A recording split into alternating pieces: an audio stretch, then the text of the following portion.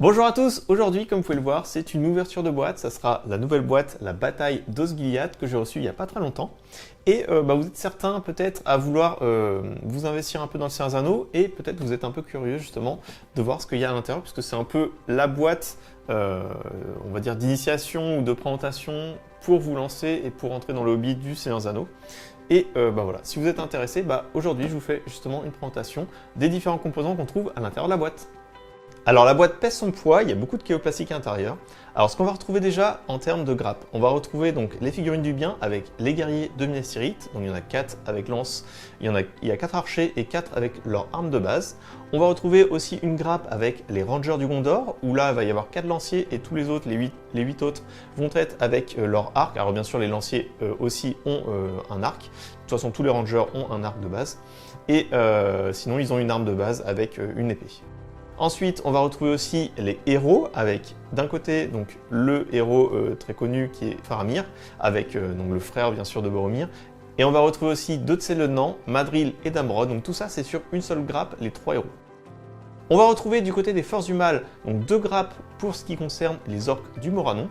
Donc pour les orques du Moranon, il y a 4 lanciers et donc 4 avec bouclier, mais vous pouvez aussi, donc il y en a 4 qui sont sans bouclier, sans option en fait sur leur équipement, mais vous pouvez tout simplement aussi, puisqu'il y a des boucliers qui sont tout simplement en bits, que vous pouvez tout simplement rajouter en fait sur les figurines. Alors on va retrouver aussi une grappe de trolls, donc vous pourrez le constituer soit en troll de Isengard, donc les trolls de Isengard ont la particularité d'avoir un bouclier, ce que n'ont pas les trolls du Mordor, et les trolls de Mordor ont par contre l'avantage d'avoir plutôt une arme bâtard, donc ça veut dire que vous pouvez l'attaquer soit à une main, soit à 2 mains. Tout ça vous le retrouvez sur les grappes de trolls, et vous pouvez aussi constituer bien sûr un troll tambour si vous le souhaitez. On va retrouver aussi le héros du mal qui sera Gosmog, donc soit sur son warg, soit à pied, tout ça sur la même grappe. Et dans cette boîte, pour justement combler le fait qu'on n'ait pas, comme la première boîte qui était la bataille des champs de Pelennor, l'ombre ailée, avec le roi sorcier, où on pouvait mettre un Nazgûl aussi, et dans cette boîte, ils ont remplacé ça plutôt par 4 décors en fait de ruines, donc vous allez pouvoir les assembler de différentes façons et avoir des ruines en fait différentes. Donc voilà, donc là je vous présente un peu les détails. Et ces décors vont pouvoir justement égayer un peu vos tables de jeu. On va aussi retrouver une feuille cartonnée assez épaisse qui reprend tout simplement le dessin de la boîte. Et de l'autre côté, on va retrouver aussi, bien sûr, la carte de la Terre du Milieu. Après, petite chose dommageable, c'est qu'elle se trouvait en dessous les grappes de figurines. Et donc du coup, elle a subi des dommages pendant le transport, très certainement. Voilà, il aurait mieux fallu qu'il la mette tout simplement au-dessus des grappes plutôt qu'en dessous. On va aussi retrouver un nouveau manuel de règles qui est beaucoup plus à jour. Donc l'ancien c'était celui-là avec Gandalf le Blanc, c'était tout simplement le premier livre, justement le premier manuel de règles. Et voilà, avec les années, ça va faire combien 3-4 ans déjà, voilà, ils ont mis plusieurs commentaires des designers et FAQ en ligne, et tout ça ils les ont regroupés justement et implémentés dans cette nouvelle version des règles. Donc en fait c'est juste une mise à jour des règles, ça ne change pas fondamentalement le jeu, mais ça permet d'éclaircir beaucoup de points qui étaient litigieux ou que les joueurs n'arrivaient pas très bien à comprendre.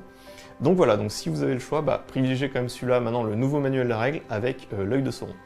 On va retrouver aussi un livret de la bataille d'Osgiliath qui permet en fait tout simplement de retracer une sorte de mini-campagne avec 4 scénarios qui sont dédiés justement avec les figurines qui se trouvent dans cette boîte de base. Et alors il y a un petit, pour chaque scénario il y a aussi un petit, ce qu'ils appellent le what next, quoi d'autre, c'est tout simplement pour rajouter des figurines pour implémenter et pour enrichir en fait les scénarios. Bien sûr vous n'avez pas forcément toutes ces figurines là, donc c'est pour ça qu'ils font les scénarios en fonction des figurines que vous trouvez dans cette boîte, et si vous voulez aller un peu plus loin, voilà, il faudra bien sûr acheter des figurines en plus ou alors faire des proxys. Mais vous avez tout ce qui se trouve à l'intérieur pour pouvoir jouer justement ces 4 scénarios. Et on va retrouver aussi une planche avec des jetons qui permettent d'avoir différents états, notamment si notre figurine est allongée, si notre figurine vient de charger. Donc voilà, c'est une planche de carton pour se souvenir en fait des différents états que peuvent avoir nos figurines. On va retrouver aussi un petit fascicule avec la notice de montage de toutes les figurines et aussi la notice de montage de tout simplement des décors qui sont à l'intérieur, puisqu'en fait on peut le faire de différentes façons, et il vous présente justement dans ce livret 4 façons de faire des ruines pour avoir 4 ruines très différentes les unes des autres.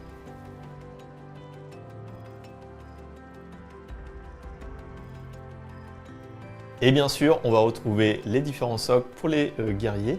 On va retrouver aussi un socle pour ce qui va concerner le warg et un beaucoup plus gros socle qui va concerner le troll. On va retrouver des dés bleus et des dés rouges et enfin une réglette qui accompagne le tout.